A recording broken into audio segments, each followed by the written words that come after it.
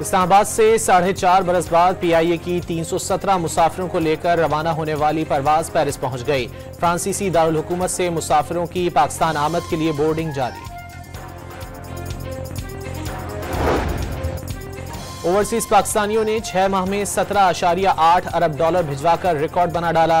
वज़ीर-ए-आज़म की एक एक पाई के तहफ़्फ़ुज़ की यकीन दहानी, गरीबों पर टैक्सों का मजीद बोझ न डालने का वादा।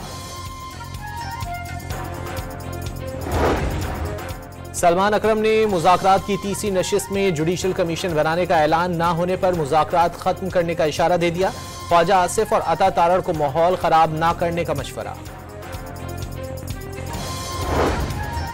डेरा इस्माइल खान की तहसील कुलाची में फोर्सेस का ऑपरेशन, 5 दहशतगर्द मारे गए। गंडापुर ग्रुप के हलाक दहशतगर्द फोर्सेस को मतलूब थे।